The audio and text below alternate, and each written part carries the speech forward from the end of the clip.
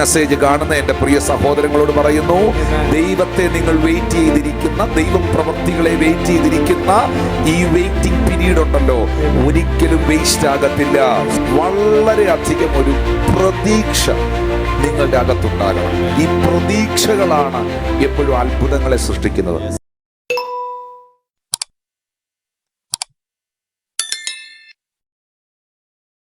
യോഹന്നാന്റെ സുവിശേഷം 5-ാം അധ്യായം 1 മുതൽ 5 വരെയുള്ള വേദവാക്യങ്ങൾ വായിക്കപ്പെടുന്നു. അതിൻ്റെ ശേഷം യഹൂദന്മാരുടെ ഒരു ഉത്സവം ഉണ്ടായിട്ട് യേശു യെരൂശലേമിലേക്ക് പോയി. യഹൂദന്മാരുടെ ഒരു ഉത്സവം ഉണ്ടായിട്ട് യേശു ജെറുസലേമിലേക്ക് പോയി. യെരൂശലേമിൽ ആട്ടുവാതുക്കൽ ബെഥേസ്ദ എന്ന എബ്രായ പേരുള്ള ഒരു കുളമുണ്ട്. അതിന് 5 മണ്ഡപങ്ങൾ ഉണ്ട്. അവയിൽ യാതിക്കാർ, കുരുടർ, മുടന്തർ, ക്ഷയരോഗികൾ, ഇങ്ങനെ വലിയൊരു കൂട്ടം വെള്ളത്തിന്റെ ഇളക്കം കാത്തുകൊണ്ട് കിടന്നിരുന്നു. അതത് സമയത്ത് ഒരു ദൂതൻ കുളത്തിലിറങ്ങി വെള്ളം കലക്കും. വെള്ളം കലങ്ങിയ ശേഷം ആദ്യം ഇറങ്ങുന്നവൻ ഏത് വ്യാധി പിടിച്ചവനായിരുന്നാലും അവന് സൗഖ്യം വരും. എന്നാൽ 38 ആണ്ട് രോഗം പിടിച്ചു കിടന്നൊരു മനുഷ്യൻ അവിടെ ഉണ്ടായിരുന്നു. അവൻ കിടക്കുന്നത് യേശു കണ്ടു. ഇങ്ങനെ ഏറെ കാലമായിരിക്കുന്നു എന്നറിഞ്ഞ്, നിനക്ക് സൗഖ്യമാകുവാൻ മനസ്സുണ്ടോ എന്ന് അവനോട് ചോദിച്ചു. രോഗി അവനോട്, യജമാനെ, വെള്ളം കലങ്ങുമ്പോൾ എന്നെ കുളത്തിലാക്കുവാൻ ആരുമില്ല. ഞാൻ തന്നെ ചെല്ലുമ്പോൾ മറ്റൊരുത്തൻ എനിക്ക് മുമ്പായി ഇറങ്ങുന്നു എന്ന് ഉത്തരം പറഞ്ഞു. യേശു അവനോട്, എഴുന്നേറ്റ് നിന്റെ കിടക്ക എടുത്ത് നടക്കുക എന്ന് പറഞ്ഞു. അതിന്റെ 3-ാമത്തെ വാക്യം, അവയിൽ വ്യാധിക്കാർ, കുരുടർ, മുടന്തർ, ക്ഷയരോഗികൾ, ഇങ്ങനെ വലിയൊരു കൂട്ടം വെള്ളത്തിന്റെ ഇളക്കം കാത്തുകൊണ്ട് കിടന്നിരുന്നു. ഇങ്ങനെ വലിയ ഒരു കൂട്ടം ആളുകൾ വെള്ളത്തിന്റെ ഇളക്കം കാത്തുകൊണ്ട് വെയിറ്റ് ചെയ്ത് കിടന്നിരുന്നു. ഈ തിരുവെഴുത്തുകളിലൂടെ നമ്മളോട് സംസാരിക്കേണ്ടതിനായി നമുക്ക് പ്രാർത്ഥിക്കാം. ഈ കേൾക്കുന്ന വചനം നിങ്ങളുടെ ഹൃദയങ്ങളോട്, നിങ്ങളുടെ കുടുംബങ്ങളോട്, വ്യക്തിപരമായ ജീവിതത്തോടുള്ള ദൈവിക ഇടപെടലുകളായി തീരേണ്ടതിന് നിങ്ങളും ദൈവസന്നിധിയിൽ പ്രാർത്ഥിക്കണം. വിശുദ്ധ ബൈബിൾ വ്യക്തമായി രേഖപ്പെടുത്തുകയാണ്, ബെഥേസ്ദ എന്ന കുളക്കരയിൽ വെള്ളത്തിൻ്റെ ഇളക്കം കാത്തുകൊണ്ട്, അല്ലെങ്കിൽ സൗഖ്യം കാത്തുകൊണ്ട് വലിയൊരു കൂട്ടം ആളുകൾ ഇങ്ങനെ ആ സൗഖ്യത്തിന് വേണ്ടി ആ കുളക്കരയിൽ, ആ മണ്ഡപങ്ങളിൽ കാത്ത് കിടന്നിരുന്നു. ബൈബിൾ നമുക്ക് തരുന്ന ഒരു ഉറപ്പുണ്ട്, യഹോവയെ കാത്തിരിക്കുന്നവർ ശക്തിയെ പുതുക്കും, അവർ കഴുകനെ പോലെ ചിറകടിച്ച് ഉയരും. ഇന്ന് ഈ മെസ്സേജിലൂടെ എന്നെ കാണുന്ന പ്രിയ സഹോദരി സഹോദരന്മാരോട് പരിശുദ്ധാത്മാവിനെ അറിയിക്കുവാനുള്ളത്, ദൈവത്തെ കാത്തിരിക്കുന്ന ഒരൊറ്റ വ്യക്തികളും ലജ്ജിച്ചു പോകുകയില്ല. ദൈവത്തെ കാത്തിരിക്കുന്ന ഒരു മനുഷ്യരും പരാജയപ്പെടുകയില്ല. കാത്തിരിപ്പ് അത്ര നല്ലൊരു കാര്യമല്ല. ഈ വെയിറ്റ് ചെയ്തിരിക്കുക എന്ന് പറയുന്നത് ഒരു മുഷിച്ചിലുണ്ടാക്കുന്ന സത്യമാണ്. ഒരാളെ നിങ്ങളിങ്ങനെ വെയിറ്റ് ചെയ്തിരിക്കുന്നു, ഒരു വിഷയത്തിൻ്റെ മറുപടിക്കായി വെയിറ്റ് ചെയ്തിരിക്കുന്നു, ഒരാളുടെ മാനസാന്തരത്തിനായി നിങ്ങൾ വെയിറ്റ് ചെയ്തിരിക്കുന്നു, ഒരാളുടെ സൗഖ്യത്തിനായി നിങ്ങളിങ്ങനെ കാത്തിരിക്കുന്നു. കാത്തിരിപ്പുകൾ എപ്പോഴും മുഷിച്ചിലുകളും മുഷിപ്പും ഉണ്ടാക്കുന്നതാണ്. ഒരു ചെറിയ ഉദാഹരണം പറഞ്ഞാൽ, നിങ്ങളുടെ വീട്ടിലേക്ക് ഉച്ചയ്ക്ക് 1 മണിയാകുന്ന സമയത്ത് നിങ്ങൾ വളരെ സ്നേഹിക്കുന്ന ഒരു കുടുംബം വരുമെന്ന് അറിയിച്ചിരുന്നു. അവർ നിങ്ങളോട് കൂടെ ആയിരിക്കും ലഞ്ച് കഴിക്കുന്നത്, ഉച്ചഭക്ഷണം കഴിക്കുന്നതെന്ന് നിങ്ങളോട് പറഞ്ഞിരുന്നു. എന്നാൽ 1 മണിക്ക് അവർ എത്തിയില്ല, 2 മണിയായിട്ടും അവർ വന്നില്ല, 3 മണിയായിട്ടും എത്തിയില്ല, 4 മണിയായിട്ടും എത്തിയില്ല. നിങ്ങൾ ഭക്ഷണമൊന്നും കഴിക്കാതെ നിങ്ങളുടെ ആ പ്രിയപ്പെട്ട സുഹൃത്തിനെ, ആ കുടുംബത്തെ നിങ്ങളിങ്ങനെ കാത്തിരിക്കുകയാണ്. ഒരു 4 മണിയൊക്കെ കഴിയുമ്പോൾ നിങ്ങളുടെ മനസ്സിൽ ഒരു മടുപ്പ് വരും. ഒരു 3 മണി കഴിഞ്ഞപ്പോൾ തന്നെ നിങ്ങളുടെ അകത്തൊരു വല്ലാത്ത ആശങ്കയുണ്ടായി. നിങ്ങൾ ഫോണെടുത്ത് പലതവണ അവരെ വിളിച്ചിരുന്നു. എവിടെയായി, എപ്പോൾ എത്തും, എത്താറായോ? അവർ പറഞ്ഞു ട്രാഫിക്കിലാണ്, ഇച്ചിരൂടെ വൈകും. അത് ഒരു 3-4 മണിക്കൂറത്തെ കാത്തിരിപ്പേ ഉള്ളെങ്കിൽ പോലും ആ കാത്തിരിപ്പ് നിങ്ങളെ മുഷിപ്പിക്കുന്നുണ്ട്. എന്നാൽ 17 വർഷം, 12 വർഷം, 15 വർഷം, 14 വർഷമൊക്കെ ചില വിടുതലുകൾക്ക് വേണ്ടി കാത്തിരിക്കുന്നവരെ നിങ്ങൾ കണ്ടിട്ടുണ്ടോ? ഇന്നത്തെ സന്ദേശം അവർക്കുള്ളതാണ്. ഇന്നത്തെ സന്ദേശം ദൈവത്തെ കാത്തിരിക്കുന്ന പ്രിയ മകളെ, പ്രിയ മകനെ, പ്രിയ കുടുംബമേ, നിനക്കുള്ളതാണ്. ആ കുടുംബത്തെ നോക്കിയിട്ട് ഞാൻ ഇങ്ങനെ പറയുന്നു: മനുഷ്യനെ കാത്തിരുന്നാൽ അതിൽ മുഷിപ്പുകൾ ഉണ്ടാകും, മനുഷ്യനെ കാത്തിരുന്നാൽ അതിലൊത്തിരി നഷ്ടങ്ങൾ ഉണ്ടാകും. പക്ഷേ ദൈവത്തെയാണ് നിങ്ങൾ കാത്തിരിക്കുന്നതെങ്കിൽ, ദൈവത്തിന്റെ പ്രവൃത്തിയാണ് നിങ്ങൾ കാത്തിരിക്കുന്നതെങ്കിൽ, അത് മുഷിപ്പുകളിലേക്കല്ല കൊണ്ടുപോകുന്നത്, അത് മടുപ്പിലേക്കല്ല കൊണ്ടുപോകുന്നത്. ബൈബിൾ നമുക്ക് തരുന്ന ഉറപ്പ്: യഹോവയെ കാത്തിരിക്കുന്നവൻ ശക്തിയെ പുതുക്കും, അവൻ കഴുകനെ പോലെ ചിറകടിച്ച് കയറുവാനിടയാകും. ഞാനൊരു സംഭവം നിങ്ങളുടെ മുൻപിലേക്ക് കൊണ്ടുവരികയാണ്. അത് മർക്കോസിന്റെ സുവിശേഷം 9-ാം അധ്യായത്തിലാണ്. മർക്കോസ് സുവിശേഷം 9-ാം അധ്യായത്തിന്റെ 23-ാമത്തെ വാക്യം: യേശു അവനോട്, നിന്നാൽ കഴിയുമെങ്കിൽ എന്നോ, വിശ്വസിക്കുന്നവന് സകലവും കഴിയും എന്ന് പറഞ്ഞു.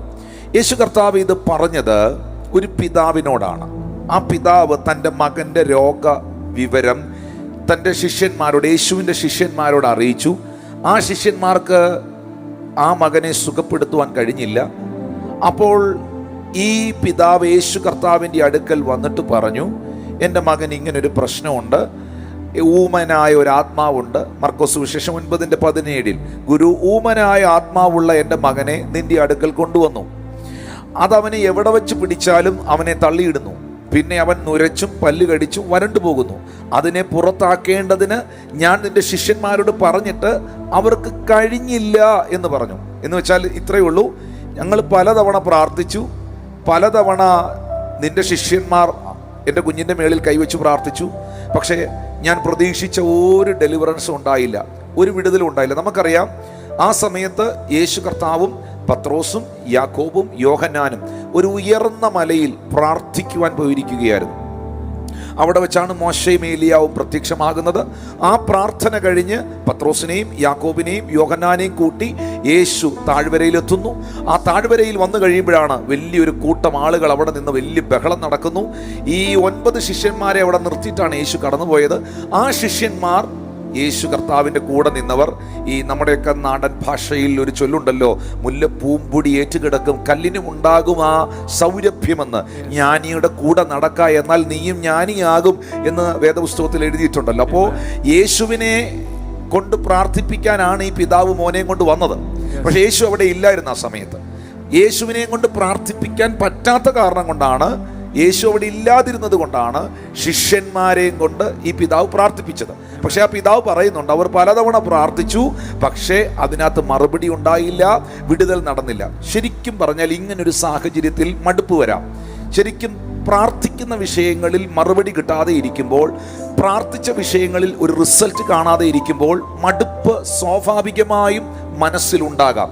പക്ഷെ നിങ്ങൾ ഈ പിതാവിനെ ഒന്ന് ശ്രദ്ധിക്കണം. നിങ്ങൾക്കൊരു നല്ല മാതൃകയാണ് ഈ സഹോദരന്റെ, ഈ മകന്റെ പിതാവ് എന്ന് പറയുന്നത്. 14 മുതലുള്ള വാക്യം ഒന്ന് ശ്രദ്ധിക്കാം, ഒന്ന് വായിച്ചേ പാസ്റ്റേ. അവൻ ശിഷ്യന്മാരുടെ അടുക്കൽ വന്നപ്പോൾ വലിയ പുരുഷാരം അവരെ ചുറ്റി നിൽക്കുന്നതും ശാസ്ത്രിമാർ അവരോട് തർക്കിക്കുന്നതും കണ്ടു. അപ്പം യേശു കർത്താവ് മടങ്ങി വന്നപ്പോൾ കണ്ട കാഴ്ചയാണിത്. അതുകൊണ്ടാണ് ഞാൻ പറഞ്ഞത്, ഈ വാക്യം വായിപ്പിച്ചാലേ നിങ്ങൾക്ക് മനസ്സിലാവത്തുള്ളൂ. ശിഷ്യന്മാരുടെ അടുക്കൽ വന്നപ്പോൾ വലിയ പുരുഷാരം ചുറ്റി നിൽക്കുന്നതും ശാസ്ത്രിമാർ അവരോട് തർക്കിക്കുന്നതും കണ്ടു. അപ്പൊ എന്തോ ഒരു വിഷയം, തർക്കം ഉണ്ടാകണമെങ്കിൽ ഒരു സബ്ജക്റ്റ് വേണമല്ലോ.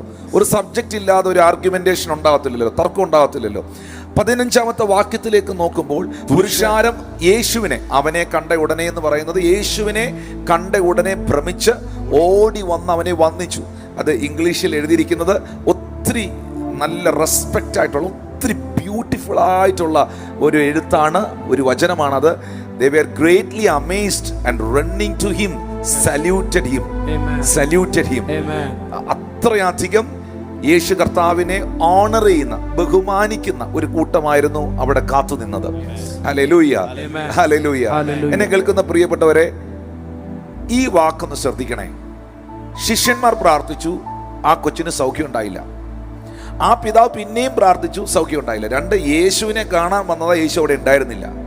മടുപ്പുണ്ടാകാം, സാഹചര്യങ്ങൾ കൊണ്ട് തിരിച്ചു പോകേണ്ടതാണ്, കൊച്ചിനെയും വിളിച്ചുകൊണ്ട് ഈ വഴക്കിൻ്റെ ഇടയിൽ നിന്ന് പോകേണ്ടതാണ്, വിടുതൽ കിട്ടിയില്ല എന്ന് പറഞ്ഞ് വരാതിരിക്കേണ്ടതാണ്. പക്ഷെ ഞാൻ അവിടെ കണ്ട കാഴ്ച ഇതൊന്നുമല്ല. ഞാൻ അവിടെ കാണുന്ന കാഴ്ച, ശിഷ്യന്മാർ പ്രാർത്ഥിച്ചിട്ട് നടക്കാതെ വന്നിട്ടും സൗഖ്യം ഉണ്ടാകാതെ വന്നിട്ടും ഈ പിതാവ് പ്രാർത്ഥിച്ചിട്ട് അതിന് മറുപടി കിട്ടാതെ വന്നിട്ടും യേശുവിനെ ആ സമയത്ത് കാണാനോ പ്രാർത്ഥിപ്പിക്കാനോ കഴിയാതിരുന്നിട്ടും ഈ പിതാവ് പിണങ്ങിപ്പോയില്ല, മനസ്സ് മടുത്തുപോയില്ല. അവിടെ തന്നെ യേശു വരുന്നത് വരെ കാത്തുനിന്നു, യേശു വരുന്നത് വരെ വെയിറ്റ് ചെയ്തു.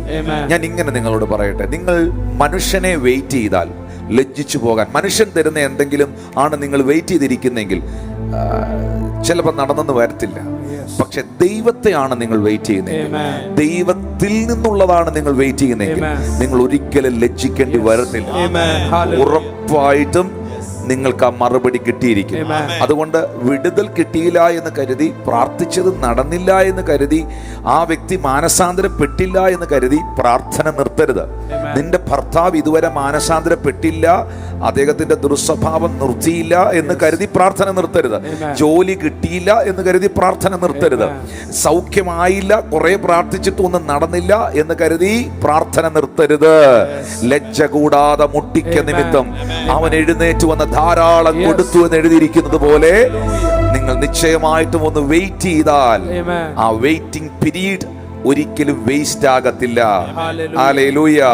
ഈ മെസ്സേജ് കാണുന്ന എന്റെ പ്രിയ സഹോദരങ്ങളോട് പറയുന്നു, ദൈവത്തെ നിങ്ങൾ വെയിറ്റ് ചെയ്തിരിക്കുന്ന, ദൈവപ്രവർത്തികളെ വെയിറ്റ് ചെയ്തിരിക്കുന്ന ഈ വെയിറ്റിംഗ് പീരീഡ് ഉണ്ടല്ലോ, ഒരിക്കലും വേസ്റ്റ് ആകത്തില്ല. ഈ 2025 ആ വിഷയങ്ങൾക്കകത്ത് നിങ്ങൾ മറുപടി കാണുവാനിടയാകും. ഈ പിതാവേശുവിനെ കാത്തു നിന്നതുപോലെ, പിണങ്ങിപ്പോകാതെ, മനസ്സ് മടിച്ച് തിരിച്ചു പോകാതെ കാത്തു നിന്നതുപോലെ നിങ്ങൾ കർത്താവിനെ വെയിറ്റ് ചെയ്താൽ ഒരത്ഭുതം ദൈവം നിങ്ങൾക്ക് വേണ്ടി ചെയ്യുവാനിടയാകും. ഈ എപ്പോഴും കർത്താവ് നമ്മുടെ ജീവിതത്തിൽ ഇങ്ങനെയുള്ള സാഹചര്യങ്ങൾ അനുവദിക്കും. വെയിറ്റിംഗ് പീരീഡുകൾ പലപ്പോഴും നമുക്കുണ്ടാകും. അവിടെയൊക്കെ നിങ്ങൾ ഡിസ്കറേജ്ഡ് ആകാനിട വരരുത്. ഞാൻ ഒത്തിരി പേരുടെ ചരിത്രം ഇന്ന് ഈ തിരുവെഴുത്തുകളിലൂടെ എനിക്ക് പറയുവാനുണ്ട്. നിങ്ങൾ അവിടെ ഡിസ്കറേജ്ഡ് ആകുകയും ചെയ്യരുത്. വളരെ അധികം ഒരു പ്രതീക്ഷ നിങ്ങളുടെ അകത്തുണ്ടാകണം. ഈ പ്രതീക്ഷകളാണ് എപ്പോഴും അത്ഭുതങ്ങളെ സൃഷ്ടിക്കുന്നത്. പ്രതീക്ഷിക്കണം. എന്നെ കേൾക്കുന്ന എത്ര പേർ വാ തുറന്ന് പറയും പ്രതീക്ഷിക്കണം? ആരെ പ്രതീക്ഷിക്കണം? ദൈവത്തിൽ നിന്ന് പ്രതീക്ഷിക്കണം. ദൈവത്തെ പ്രതീക്ഷിക്കണം. പ്രതീക്ഷയാണ് ശരിക്കും നമ്മുടെ അകത്ത് പ്രത്യാശ എന്ന് പറയുന്നത്. ഈ എക്സ്പെക്ടേഷനുകളാണ് എപ്പോഴും അത്ഭുതങ്ങളെ സൃഷ്ടിക്കുന്നത്. ഞാൻ വീണ്ടും ഒന്നും കൂടെ ആ വാക്ക് എൻ്റെ പ്രിയ സഹോദരങ്ങളോട് പറയാൻ ആഗ്രഹിക്കുന്നു. നിങ്ങളുടെ അകത്ത് ദൈവത്തെ നിങ്ങൾ പ്രതീക്ഷിക്കുന്നവരാണെങ്കിൽ, ദൈവത്തിൽ നിങ്ങൾ ചിലത് പ്രതീക്ഷിക്കുന്നവരാണെങ്കിൽ നിങ്ങളെയാണ് വിശ്വാസികൾ എന്ന് വിളിക്കുന്നത്. ഹല്ലേലൂയ. ദൈവത്തിൽ നിന്നൊന്നും പ്രതീക്ഷിക്കാത്തവരുണ്ട്. ഹല്ലേലൂയ. വില്യം കേറി പറഞ്ഞൊരു വാക്കുണ്ട്, ദൈവത്തിൽ നിന്ന് വലിയ പ്രതീക്ഷിക്കുക, ദൈവത്തിനായി വലിയ കാര്യങ്ങളെ ചെയ്യുക. ഹല്ലേലൂയ.